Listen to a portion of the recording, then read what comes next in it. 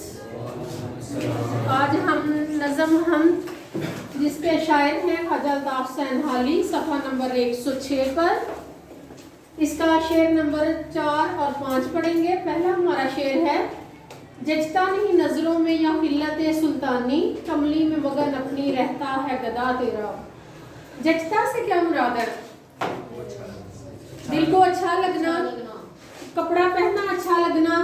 तो कहते हैं जचता नहीं नजरों में या खिल्लत सुल्तानी, खिल्लत लिबास है सुल्तानी बादशाह का, कि जो रसूल पाक सल्लल्लाहु अलैहि वसल्लम का तर्ज पैरहन देख लेता है। तर्ज पैरहन से मुराद है कि उनका पहनने ओढ़ने का जो सलीका था जिसको वो देख लेता है और उसके मुताबिक वो ज़िंदगी गुजारना चाहता है, कि जैसे रसूल पाक सल्लल्लाहु अलैहि वसल्लम ने ज़िंदगी गुजारी, उन्होंने जो पहना जो ओढ़ा उसके मुताबिक मैं भी उसी सुन्नत को मैं भी फॉलो करूं, उसी सुन्नत के मुताबिक मैं भी चलूं, तो फिर उसकी नज़रों में बादशाहों का लिबास नहीं जचता। फिर वो महंगे, चूँकि हमारे नबी पाक सल्लल्लाहु अलैहि वसल्लम की सुन्नत थी एतदाल में रहना, एतदाल में रहना, कि ना शिद्दत पसंदी की तरफ जाना उनकी तालीम ही नहीं थी, कि बहुत ज़्यादा खर्च करना, बहुत ज़्यादा या बिल्कुल एतदाल से बिल्कुल नीचे आ जाना, ये भी उनकी सुन्नत नहीं थी। मियाना रवि इख्तियार करना था रसूल पाक सल्लल्लाहु अलैहि वसल्लम की सुन्नत। तो जो रसूल पाक की सुन्नत को पहचान लेता है कि जैसे वो लिबास पहनते थे और मियाना रवि लिबास जब खरीदते थे तो मियाना रवि इख्तियार करते थे, जब हम इस सुन्नत की तरफ आते हैं तो फिर महंगे से महंगा लिबास हमारी नज़रों में नहीं जचता। फिर हमें हमारा दिल ही नहीं करता कि जो वो अगर हम सुनते रसूल को फॉलो करें तो हम इतने महंगे लिबास पहन के बादशाह की तरह अकड़ अकड़ के चलने की बजाय आप सल्लल्लाहु अलैहि वसल्लम की तरह चलने की कोशिश करें, मियाना रवि इख्तियार करें। तो यहाँ पर जो पहले मिसरे में जो बात की गई है वो ये है कि जो ये जान लेता है कि दुनिया की हकीकत क्या है। असल में इस फिक्रे में ये बताया गया कि दुनिया जब आर्जी है, जब इतना महंगा लिबास पहन के फिरने की यहाँ पर अल्लाह ने कुरान में और सुनते रसूल आप सल्लल्लाहु अलैहि वसल्लम ने इसकी हमें तालीम ही नहीं दी, तो फिर इतना महंगा लिबास हम पर क्या हमारी नज़रों में नहीं जचता।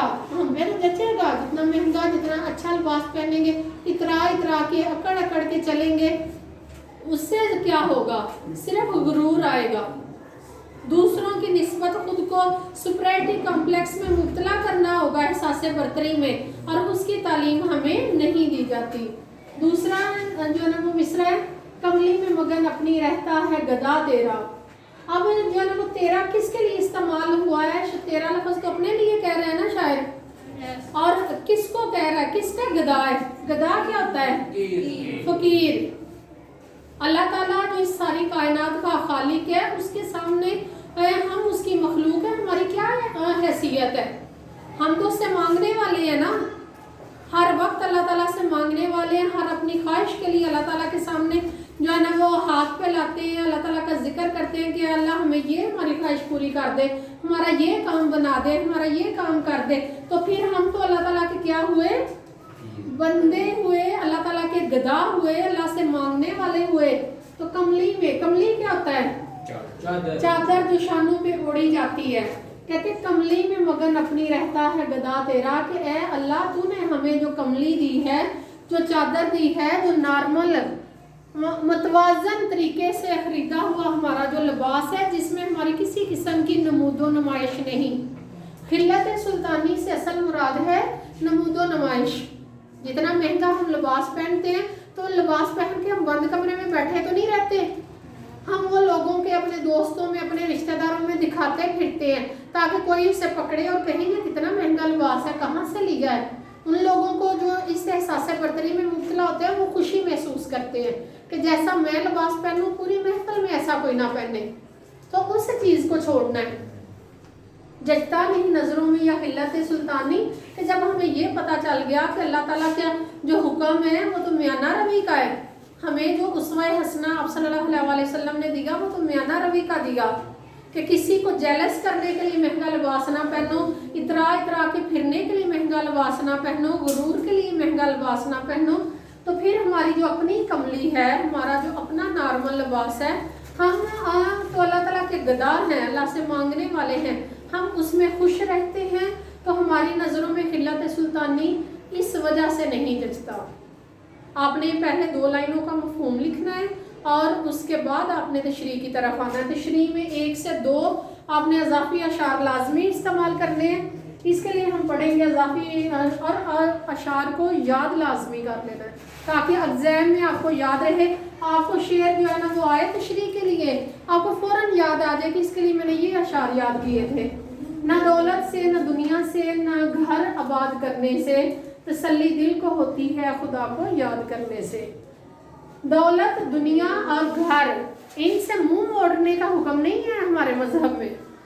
یہ ساری چیزیں ہمارے پاس ہونی چاہیے، لیکن وہ تسلی دل کی بات کر رہے ہیں کہ جو دل کی تسلی ہے نہ وہ زیادہ دولت اکٹھی کرنے سے، نہ زیادہ دنیا میں مگن ہونے سے، نہ اپنے گھر والوں کے ساتھ ہر وقت مگن رہنے سے، ان سے تسلی نہیں ہے، بلکہ اللہ کو یاد کرنے سے تسلی ہے۔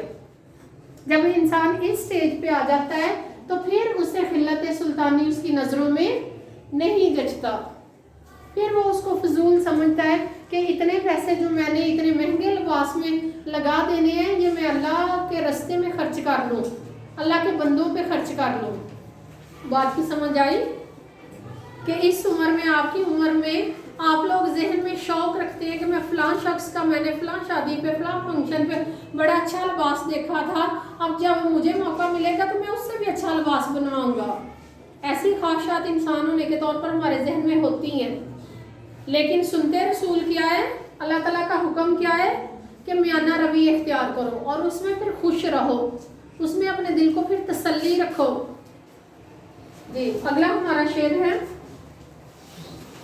تو ہی نظر آتا ہے ہر شے پہ محیط ان کو۔ یہ میں نے جو ہے نا وہ جچتا کا میننگ واضح کر دیا، خلت سلطانی کا، گدا کا، مگن۔ مگن کیا ہوتا ہے؟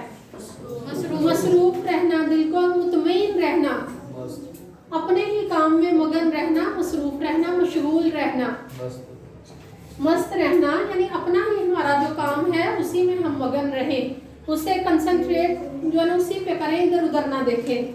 تو ہی نظر آتا ہے ہر شے پہ محیط ان کو۔ محیط ہوتا ہے چھایا ہوا، گھیرے میں لیا ہوا، چھایا ہوا۔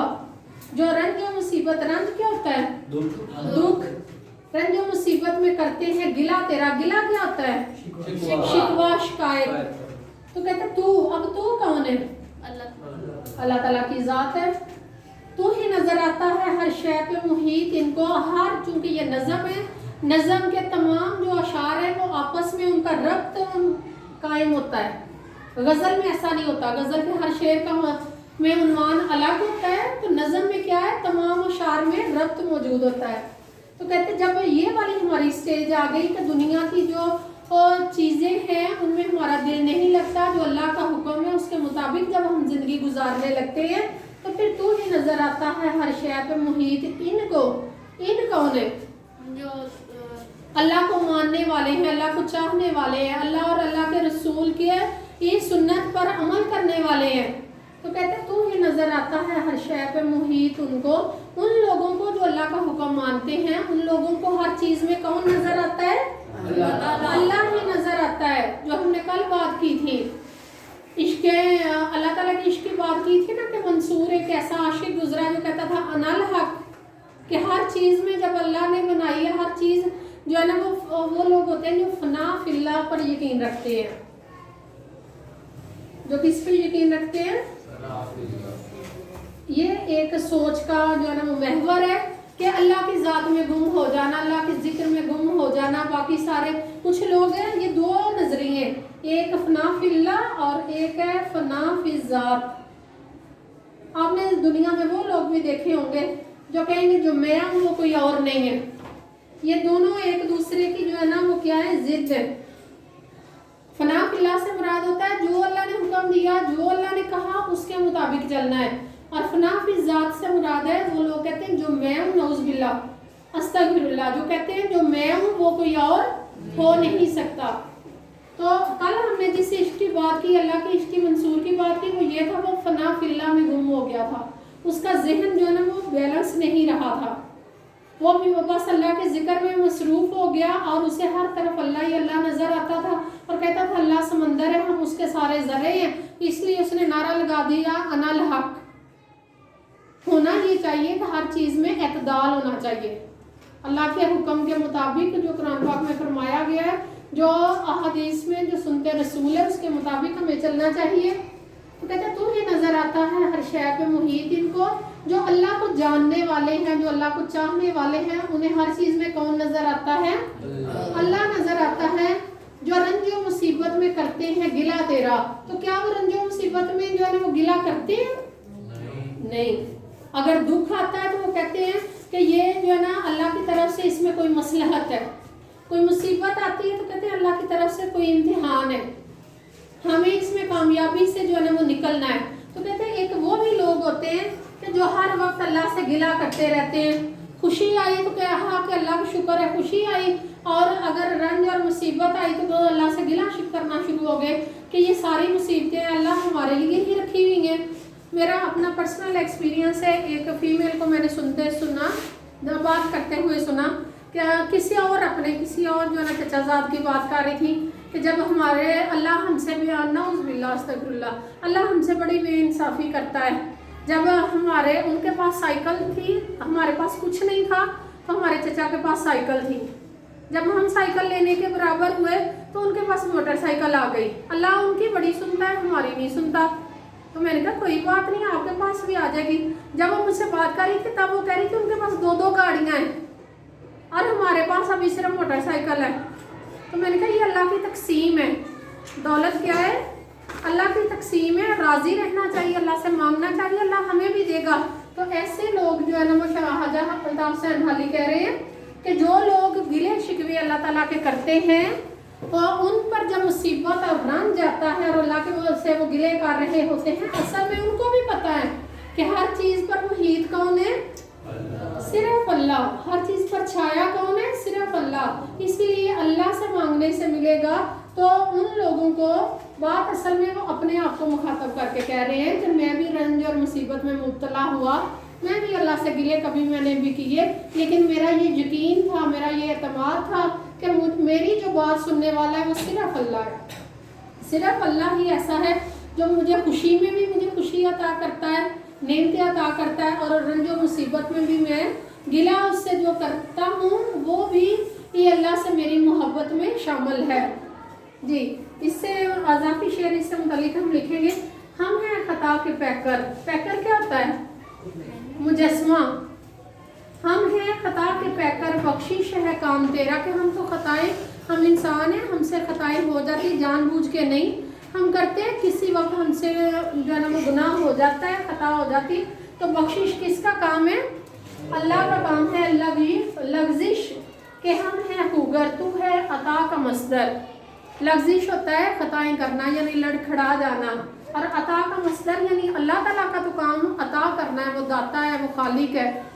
ये दोनों आप अज़ाफ़ी अशार इनके मुतालिक याद करें और इनकी पहले मफ़हूम लिखें, उसके बाद तशरीह करें, फिर जिस बात की समझ ना आए तो फिर वो मुझे बताएं। इससे अगला जो है ना वो शेर हम पढ़ते हैं।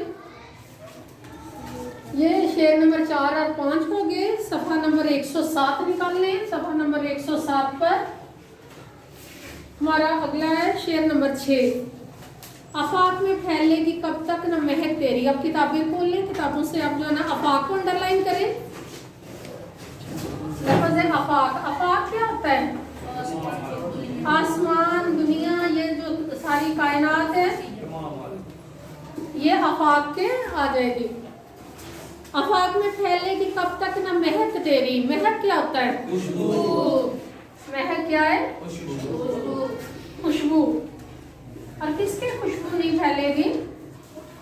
अल्लाह ताला की। कहते हैं आफाक में फैलेगी कब तक न महक तेरी, घर घर लिए फिरती है पैगाम सबा तेरा। सबा क्या है? सबा क्या है? सुबह की ठंडी हवा।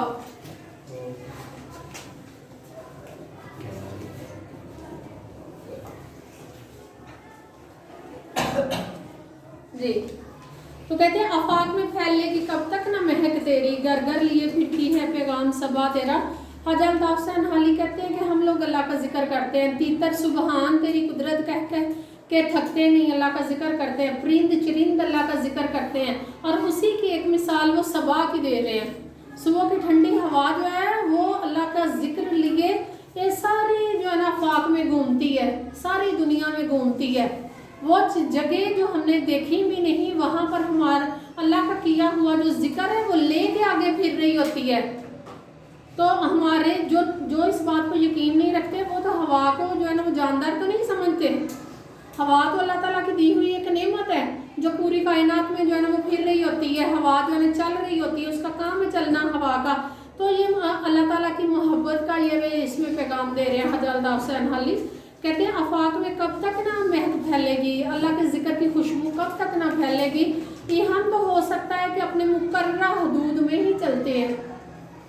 ہم ہماری جو مقررہ حدود ہے اس سے آگے ہم گھر سے اسکول، اسکول سے گھر، کسی مارکیٹ چلے گئے یا کسی ایک شہر سے دوسرے شہر چلے گئے یا ایک ملک سے ہم دوسرے ملک چلے گئے، ہماری تو حدود یہیں تک ہے نا. لیکن کہتے ہیں جو صبا ہے، صبح کی ٹھنڈی ہوا ہے، اس کی اللہ تعالیٰ نے حد نہیں رکھی ہوئی. وہ سارے جاتی ہے، سارے گھومتی ہے. اس کے لیے کوئی جو ہے نا وہ کسی جو ہے نا وہ مسلمان کا گھر نہیں، کسی جو ہے نا وہ کافر کا گھر نہیں. اس کے لیے ساری دنیا برابر ہے اور وہ اللہ کا ذکر جو ہے نا وہ ہر جگہ پھیلا رہی ہے. اللہ تعالیٰ کے ذکر کی جو خوشبو ہے وہ سارے پھیلا رہی ہے.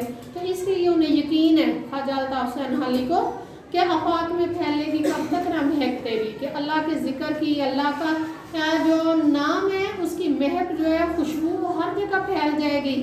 کیونکہ اس کو لے کے کون جا رہی ہے؟ صبح کی ٹھنڈی ہوا لے کے جا رہی ہے. تو جہاں جہاں خوشبو جائے گی وہاں وہاں اللہ کا ذکر جائے گا. اور بیٹا یہ حقیقت ہے، جو اللہ کو نہیں مانتے یقین ان کا بھی ہے کہ اوپر کوئی ذات بیٹھی ہوئی ہے. جو بت پرستی کرتے ہیں، جو شرک کرتے ہیں، ان کا بھی یہ یقین ہے کہ اوپر کوئی ذات ہے جو ہر چیز کو اپنے ہاتھے میں لیے ہوئے. وہ منہ سے نام اللہ کا نام بھی لیں پھر بھی انہیں یقین ہے کہ ہم انسان ہونے کے طور پر ہم سب کچھ نہیں کر سکتے، ہمیں کنٹرول کرنے والا کوئی اور ہے. اور وہ کوئی اور کون ہے؟ وہ اللہ کی ذات ہے.